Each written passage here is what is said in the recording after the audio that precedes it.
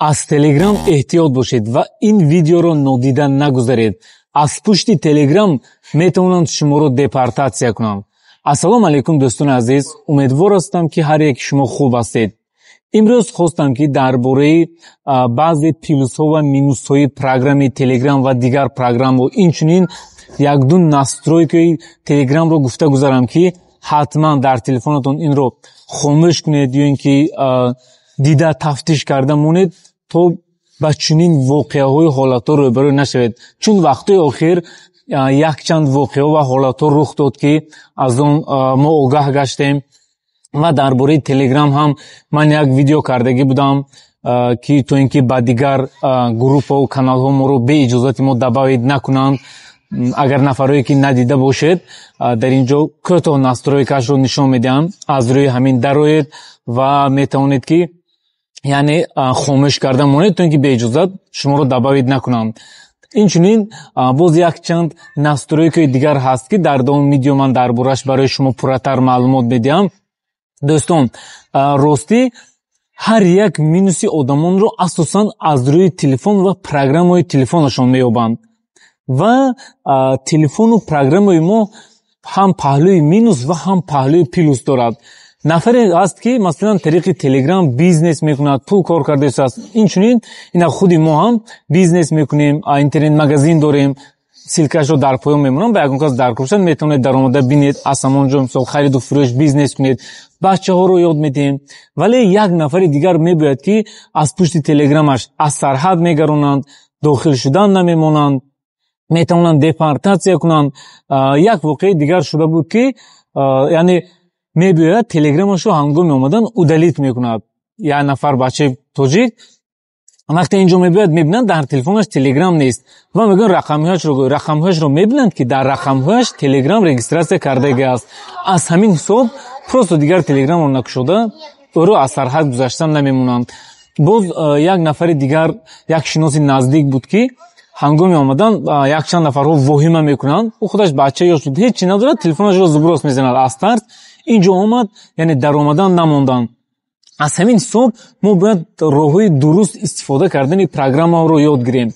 مثلا هست اینستاگرام، کسی میداره در اینستاگرام بیزنس میکند، پول کار میکند، یک نفر دیگر میداره فقط وقت خود رو بیهوده میگذارند. مثلا از تاجیکستان حالا خوب کار کرده استودن بچه‌ها در تلگرام باشد، مثلا هم در تاجیکستان هم در روسیه مردم کار کرده استودن، مالک یک چند نفرها رو یاد دادیم. اینچنین در روسیه حالا پروگرام اویتو خیلی خوب به کار میرد که بسیار بچه‌ها مثلا این رو استفاده کرده بیزنس کرده استودن. بعضی باشد از همونجا در آمده خرید میکنند. نگاه کنید که مثلا هر یک پروگرام پلوس و مینوس های خودش رو دارد. مثلا پروگرام اویتو حالا رنگ مارکت پلیس شده است که از همین یک جا میشینید میتونید که مثلا در چند شهرهای روسیه بیزنس کنید. رنگ یعنی مارکت پلیس بنیاد خوب رفته است. امروز نزدیک بچه ها آمدیم، بچه ها مشغول کار هستند. اینجا در اویتو کار کرده استودن.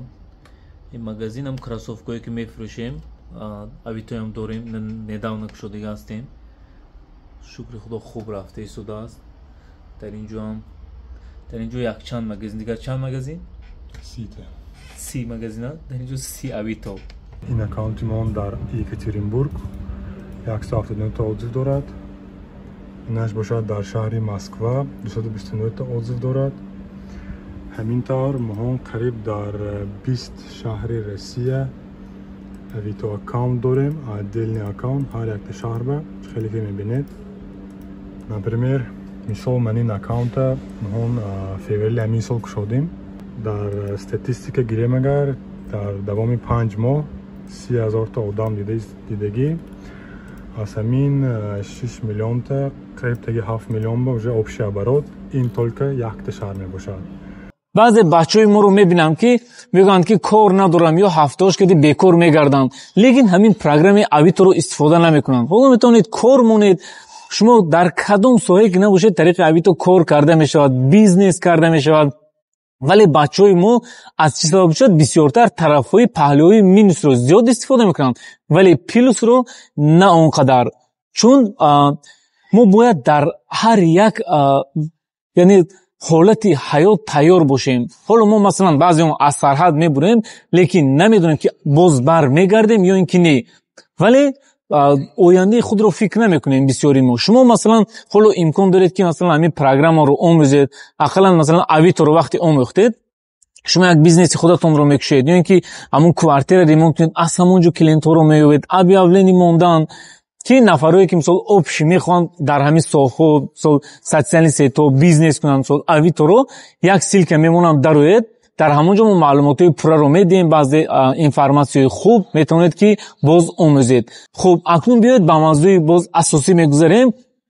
Як чизи дигари Telegram дар ҳамин аст ки дӯстон, масалан баъзе бачаҳои мо Telegram кушоданд, вақте ки Тоҷикистон рафтанд дигар ба симкарташон аҳамият надоданд. Вале дар ин ҷо як минуси Telegram ҳаст ки вақте мо истифода намекунем симкартаро, симкартаи мо пас аз 3 моҳ яъне ба фурӯш мебарояд, маҳкам мешавад, аз номи мо меравад. вақте як нафари дигар мегираду Telegram мекушад, ҳама данни мо, чизҳое ки мо доштем, ҳамаш автоматически дар дасти як нафари дигар мегузарад. аз сабабе ки мо бо чин ҳолатҳо рӯбарӯ нашавем, бисёр бачаҳои мо, яъне баъзешон ҳатто бизнес доштанд, яъне фаромӯш карданд. баъзе нафарҳо масалан Telegramро, симкартаро гирифта Telegram мекушанд, симкартаро мепартоянд.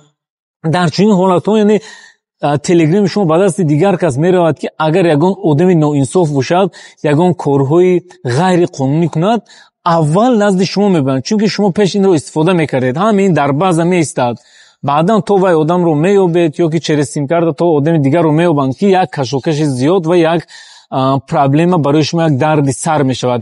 аз ҳамин ҳисоб ба настрое ки Telegram-и худ дароед конфиденсиалност, аз он ҷо удалит мой аккаунт дохил шавед, ҳеҷ кор намекунад, натарсед, аккаунти шумо удалит намешавад, ки дар ин ҷо 1 сол, ҳаминро ба 3 моҳ монед.